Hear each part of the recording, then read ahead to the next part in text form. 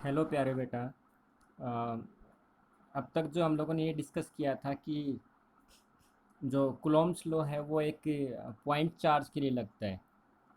उस point charge की help से हम लोगों ने ये देखा था कि एक सोर्स चार्ज होगा, वो उसको भी हम लोगों ने पॉइंट चार्ज कंसीडर किया था। और सोर्स चार्ज जो एक इलेक्ट्रिक फील्ड बनाता है, और वो एक टेस्ट चार्ज के ऊपर इलेक्ट्रिक फील्ड का जो फोर्स है, तो टेस्ट चार्ज जो उस इलेक्ट्रिक फील्ड के फोर्स को महसूस करता है, फील करता है। और वो कितना महसूस करता है, या जो सोर्स चार्ज है वो इलेक्ट्रिक फील्ड बनाता है, तो वो इलेक्ट्रिक फील्ड लाइंस की कौन कौन सी करेक्टरिस्टिक्स है, उन सब के बारे में हम लोगों ने डिस्कस किया था। अब तक जो हम लोग सिर्फ पॉइंट चार्ज के बारे में डिस्कस कर रहे थे। आज हमारा जो नया टॉपिक है उसमें हम लोग पॉइंट चार्ज से हटके थोड़ा सा डिफरेंट टाइप के जो चार्जेस होते हैं, डिफरेंट टाइप के चार्जेस मीन्स हम आज के लेक्चर में हम लोग सिर्फ एक पॉइंट चार्ज के बारे में बात नहीं करेंगे। जब हमारे पास में चार्जेस एक चार्ज से ज़्यादा होंगे, हमारे पास में नंबर ऑफ़ चार्जेस होंगे, उनका जो डिस्ट्रीब्यूशन है, मतलब जैसे आप यहाँ पे देख पा रहे हो कि उनका डिस्ट्रीब्यूशन जो है वो लीनियर है। मतलब एक हमारे पास में स्ट्रेट कंडक्टर है, और उसके चारों तरफ जो है लीनियरली चार्ज जो है डिस्ट्रीब्यूशन है। ठीक है, तो इसको हमने बोला हुआ है कि लीनियर चार्ज डिस्ट्रीब्यूशन। इसी प्रकार से हमारे पास में कुछ और चार्ज डिस्ट्रीब्यूशंस आएंगे, जैसे surface charge distributions, volume charge distributions, उनके बारे में हम लोग देखेंगे। कहने का मतलब ये है बेटा कि हम लोग जो है यहाँ पे आज के लेक्चर में पॉइंट चार्ज से हट के बात करेंगे। ठीक है, तो बेसिकली हम लोग ये जानते हैं कि मान लीजिए हमारे पास में एक कंडक्टर है, और हम इस कंडक्टर को चार्ज देना चाहते हैं। क्योंकि कंडक्टर को जब हम लोग चार्ज देंगे तो हम लोग ये जानते हैं कि कंडक्टर वो मटेरियल होते हैं जो अपने अंदर से चार्ज को जो है अलाउ करेंगे। तो जब हम इस कंडक्टर को चार्ज देंगे तो it allows to pass the charges within it. ठीक है, ओके। नेक्स्ट थिंग, हम लोग ये जानते हैं कि जब इस कंडक्टर को चार्ज दिया तो चार्जेस यहाँ से मूव करना शुरू करेंगे।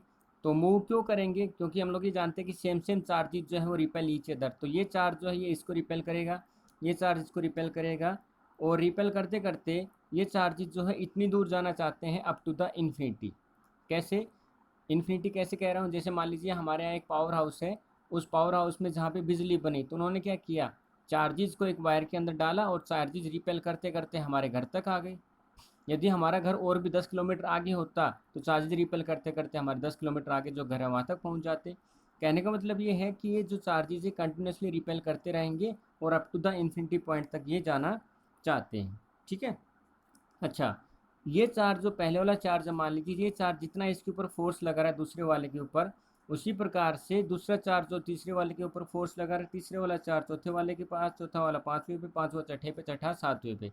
तो सबके सब चार्जेस जो है वो एक दूसरे के ऊपर इक्वल फोर्स लगा रहे हैं। क्योंकि सबके जो चार्जेस की वैल्यू है वो सबकी इक्वल है। 1.6 into 10 to the -19 coulomb negative charge के चार्ज की यदि हम लोग बात करते हैं, तो इसकी वैल्यू है 1.6 into 10 to the -19 Ghulam.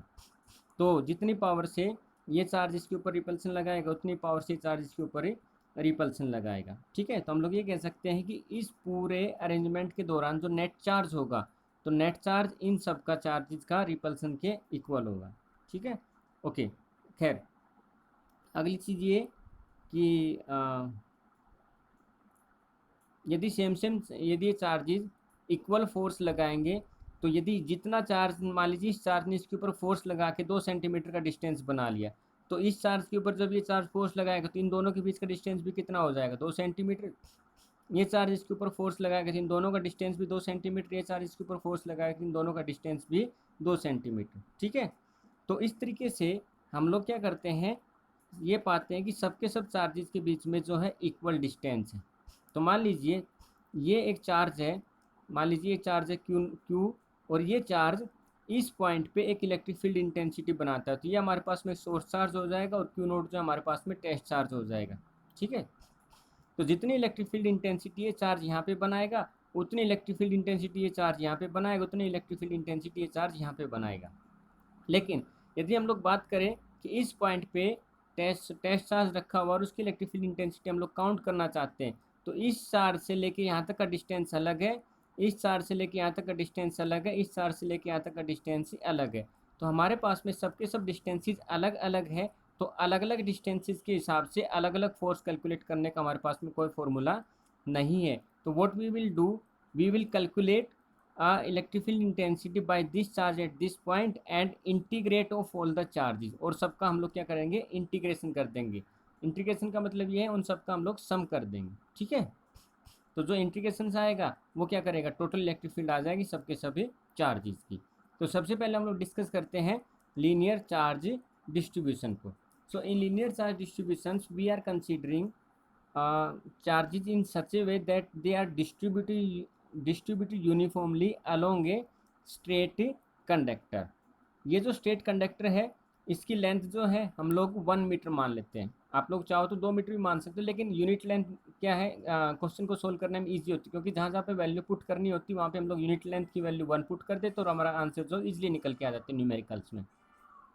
So we are considering कि ये हमारे पास में एक स्ट्रेट कंडक्टर जिसकी हम लोगों ने यूनिट लेंथ मान ली है, ठीक है। अब इस यूनिट लेंथ की जैसे कि एक पॉइंट चार्ज का एक चार्ज का हम लोगों ने एक नाम दिया, दैट इज पॉइंट चार्ज। उसी प्रकार से एक स्ट्रेट कंडक्टर के अंदर ये टोटल जो चार्जेस है, तो इसका हम लोगों को एक रिप्रेजेंटेशन देना होगा। तो उसका हम लोगों ने एक रिप्रेजेंटेशन दिया और उसको हम लोगों ने रिप्रेजेंट किया लैम्डा से। तो जब भी आप लोग लैम्डा समझोगे तो लैम्डा बोला जाएगा तो ये समझ जाइएगा कि एक स्ट्रेट कंडक्टर है जो यूनिट लेंथ का है और उसके ऊपर इस तरीके से चार्जेस का हमारे पास में डिस्ट्रीब्यूशन है, ठीक है। ओके, नेक्स्ट थिंग, तो मान लीजिए यहाँ पे जो लैम्डा है वो हमारे पास में लीनियर चार्ज डिस्ट्रीब्यूशन है।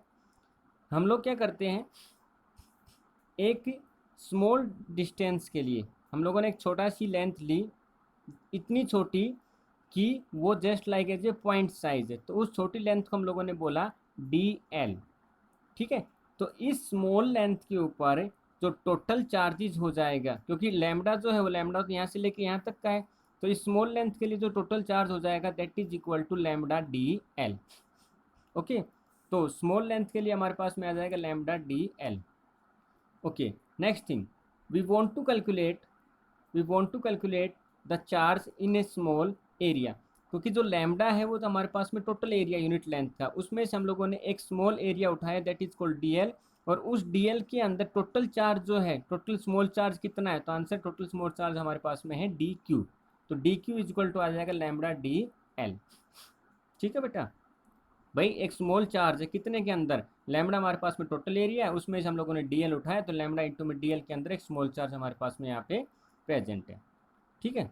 यदि ये हमारे पास में एक स्मॉल चार्ज है यहाँ पे DL एरिया के अंदर, तो ये चार्ज क्या बनाएगा, एक इलेक्ट्रिक फील्ड बनाएगा। तो ये यहाँ पे एक सोर्स चार्ज बन जाएगा और ये हमारे पास में एक टेस्ट चार्ज बन जाएगा।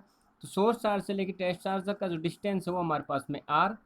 तो अब हम लोग ये जानते हैं कि जो यदि सोर्स चार्ज एक टेस्ट चार्ज के ऊपर इलेक्ट्रिक फील्ड लगाएगा, तो इलेक्ट्रिक फील्ड का फोर्स हम लोग कूलोम्स लॉ से कैलकुलेट करना जानते हैं, क्योंकि यहाँ पे जो सोर्स चार्ज है उसको हम लोगों ने just like a point size माना है, इसलिए कूलोम्स लॉ जो हम लोग यहाँ पे लगा सकते हैं, क्योंकि कूलोम्स लॉ जो है वो एक पॉइंट साइज के लिए लगता है। तो we want to calculate the electric field at at point charge, ठीक है।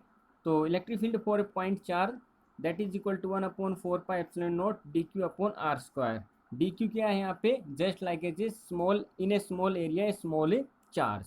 ओके ओके, लेकिन ये जो हम लोगों ने 1/4πε0 dq/r² निकाला, ये हम लोगों ने इस स्मॉल पॉइंट्स के लिए निकाला है, इस स्मॉल चार्ज के लिए निकाला है। We want to calculate the electric field for the lambda, lambda मतलब लीनियर चार्ज डिस्ट्रीब्यूशन के लिए। So what we will do, we will integrate of the all these things. So if we want to calculate the electric field for a unit length, the unit length that is equal to lambda, so we will integrate of this equations. Let me see that equation number 1. So जब हम लोग इसको integrate करेंगे तो ये आ जाएगा 1/4πε0 dq/r²। dq की value हम लोग जानते हैं लैम्डा इंटू में DL होती है। dq की वैल्यू हम लोगों ने यहाँ से पुट किया।